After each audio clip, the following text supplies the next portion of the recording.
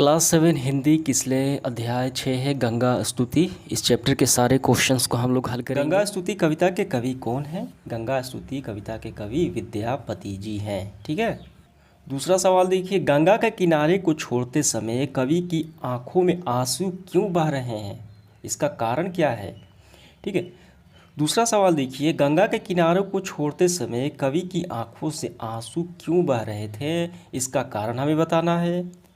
तो ये पहली पंक्तियाँ देखिए आप, बरसुख सार पावल तुम तीरे, छोड़हित निकट नयन वह नीरे। यानी आपके किनारों पर मुझे बहुत सारे सुख सुविधाएं आनंद की अनुभूति हुई, अब ये किनारा छोड़ते समय आंखों में आंसू आ गए। ठीक है। तो इसका आंसर हम कैसे लिखेंगे? तो इसका आंसर हम ऐसे लिखेंगे, गंगा के किनारे कवि को बहुत सुख और आनंद की अनुभूति हुई और वह कवि गंगा की निकटता अर्थात किनारा छोड़ रहे हैं, जिसके उनसे आंखों में आंसू बह रहे हैं। ठीक है। तो ये इसका आंसर हो गया।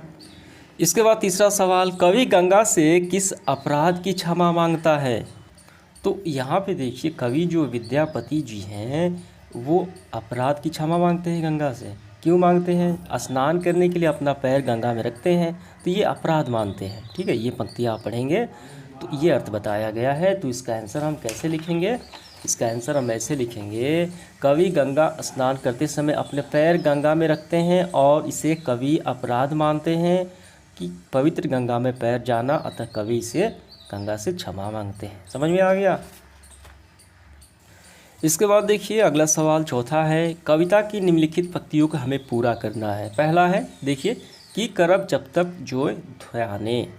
तो ये रहा, देखिए ये पहली पंक्तियाँ दिया गया है, हमें दूसरी लिखना है, जन्म कृतार्थ एक ही स्नाने। यानी जब तब क्या करें, जब एक ही स्नान से ये जीवन जो है कृतार्थ हो गया, धन्य हो गया। इसका मतलब ये है कि ये आपको ये लाइन लिख लेनी है आखिरी। ठीक है।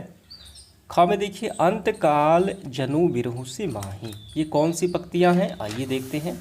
यहाँ पे हम जब देखते हैं ये आखिरी पंक्तियाँ दी गई हैं और ये पहली पंक्तियाँ हमें लिखना है। ठीक है। ये पहली आपको लिख लेनी है। तो इस तरीके से ये पूरा हुआ। ये पाठ से आगे हैं, ये परीक्षा के दृष्टिकोण से नहीं है, फिर भी समझिए। देखिए इस पाठ के शीर्षक गंगा स्तुति रखा गया है। क्या आप सहमत हैं? जी बिल्कुल सहमत है।